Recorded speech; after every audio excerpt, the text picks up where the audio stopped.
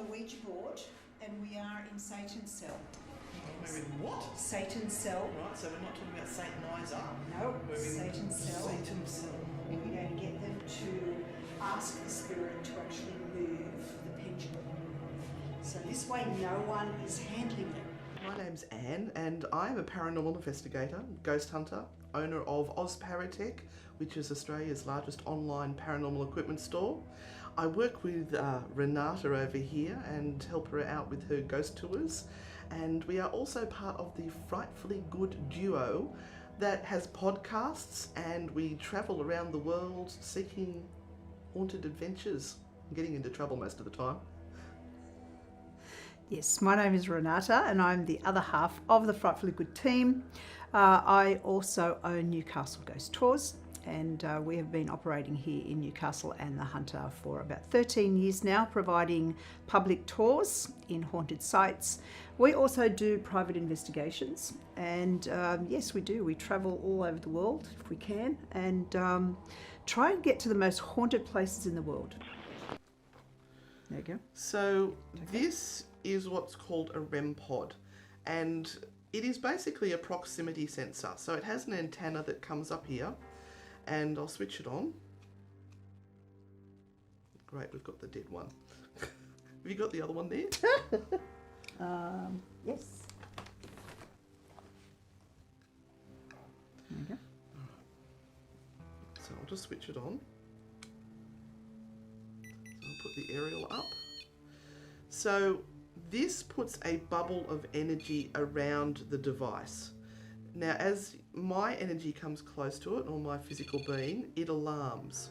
So we get the lights coming up. Now, the closer I get, the more lights and the higher the pitch. So we would use this in a situation where people have seen ghosts walking along hallways, or they hear footsteps along hallways, or they've seen shadow figures moving through. So we would put several of them along that place to see if there was any sort of interaction. I have had one very interesting experience with this in a private case, where a lady had asked us to come and check her house before she moved in, and it was 3 levels, and the one level was right down in a basement, and we popped one on the very top step, one in the middle step, one on the bottom step, and we were down in the cellar where there was no exit. So we're chatting away, and all of a sudden the REM pod at the top alarms. Then the second one alarms, and we're going, we've got no way out of here. And this thing, whatever it is coming down the steps. And then we're looking at the third REM pod going, is that going to go off?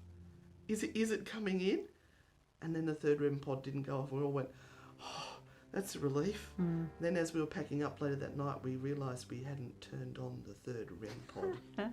So it could have come right down into the stairs, into the basement. Yeah. But we weren't harmed anyway. It was just energy. That's all it was. That was fairly early on in my ghost hunting career.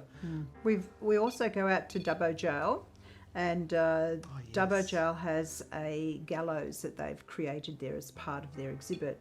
And we have put these on the stairs of the gallows going up to the last spot where the hanged man would actually have the noose put around his neck and everything. And we do an experiment there where everybody stands around the gallows. They've got gadgets like the K2 meters, the cat balls, and the REM pods are going up the stairs. And then we do a reenactment, as in we talk through the story of one of the youngest prisoners that was hanged at the jail there. We find if we talk about their story, they seem to really enjoy it, and they will come and interact with us. So we actually talk about this young man coming up to the foot of the gallows and then stepping onto the steps of the gallows and walking up. And as we talk, this one particular instance where we were talking about him putting his first foot on the gallows steps, we had one of these sitting there, and it just automatically lit, and it was like, wow. And then the next one would light up as he was walking up to the gallows. So that was a really profound moment. And it was a good use of the equipment too. Yeah. Where are the most haunted places in New South Wales then? Maitland Jail. There's nowhere else. Michael love us. the residents. So this, flip my monitor, was one of the insane cells. So it was originally a padded cell, and you'll notice that the window there is a slit. None of the, apart from that one there, none of the others have windows. It was so the guards could keep an eye on what was happening. I was here one night as a guest on the tour, and I was with a friend, and this door was shut. And he's opened the door, and he said to me, "Did you hear that?" I'm like, "What?" And then a witch's hat, which is out here, came in here, hit the wall here, and landed at my feet where I was standing here. And I've gone, "What the hell? What the?" So immediately I've run outside to check to see who is out there, and there was no one. And because it's all cement, you can hear footsteps and things. I had a digital recorder going. I reviewed the digital recorder, and on there, when he opened up that door, you clearly hear this and then you hear the witch's cone, the traffic cone go. You actually hear it like coming up and hitting and landing there, but no footsteps. Wow.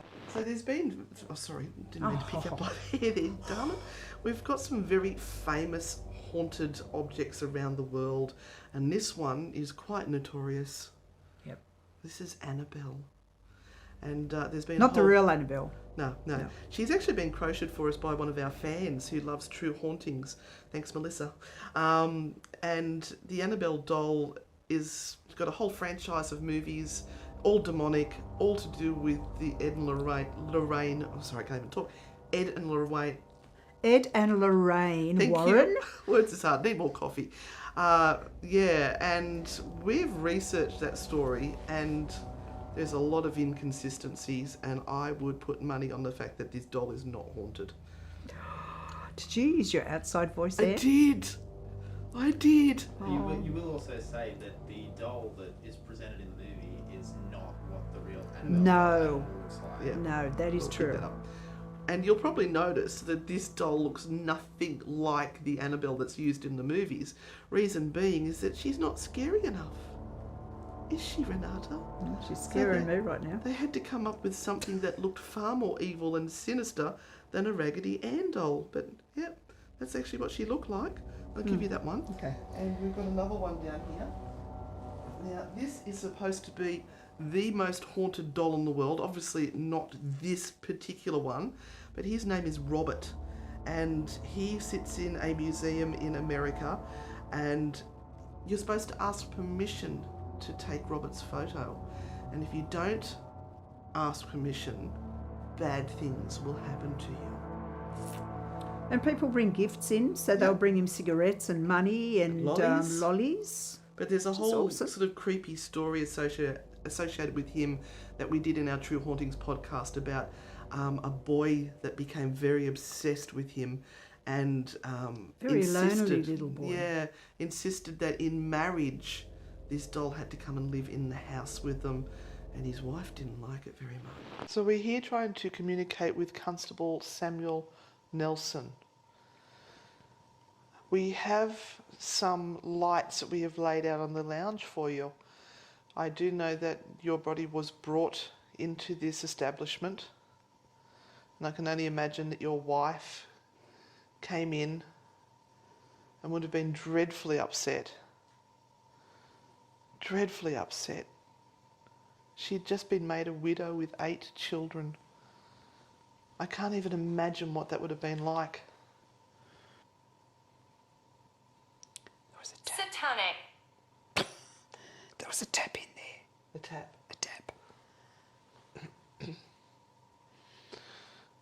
They were very dark, evil people, weren't they, to come and just steal from the hard workers of this area? Or if you want to use the lights, we can pretend your head is here, your chest is here, and your legs are down this area here. So you can use the lights, head, chest, and hips and down. Use the lights to show us where you were shot. Tap, tap. If you go near them, they'll change colours. Kenneth. Oh, that went off. There's a light there near the head, where the head would have been. Yeah, the head was up this way. So we actually do get called out to private homes to see if places are haunted or whatever is going on.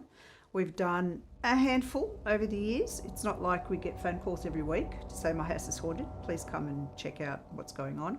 But we'll get a number a year to do. We love doing them because that's when we really can look at using the expertise that we've garnered over the years and the stuff that we've learnt and really putting it into practice while we're out. It's like a puzzle. It is. You've got to try and find what is the trigger to what has caused what they think is a haunting. And more often than not, it's a human element. Some sort of trauma or tragedy that has not been dealt with, grief that has not been dealt with, or some idiot saying to them, you've got an attachment, I just know you have. And this poor person walks around for 15 years thinking that every bad thing that happens in their life is because they've got an attachment, which is absolute bull dust, because that person who said that is not actually a psychic or a medium. They've just got a feeling. Yeah, but they don't offer solutions either. They don't offer solutions. So it's fabulous to say to someone you've got an attachment or you've got 5 ghosts in your home, but oh, look at the time, I need to go now. It's like, do something for this person. Yeah, but this is where your counselling skills, because Renata is a qualified counsellor and her counselling skills are essential. You need some sort of mental health training, counselling skills and psychology to be a ghost hunter. Do not go by what you see on the ghost hunting TV shows because it's entertainment. Yeah. So yes, we've had some interesting, very, very interesting cases over the years. Very interesting. From people who believed they've had attachments for 15 years to people who have had really high trauma and felt that there are poltergeists in the house. I remember having to crawl under someone's house at one stage because they looked under the house and they thought they saw hanging crosses. And I said, oh, I'll go and get them. So I crawled under the house and picked them off and came out, and they were just bits of wood. Maybe kids were playing under the house or something or other, and so, oh my God, what have we got? Oh, look, I'll just take them. It's fine, I'll take them. Just give us the haunted objects. We'll look after for you. Not a problem, especially Ouija boards. But it's really satisfying when you can help these people. Really, really, really super satisfying. So we love doing those the best.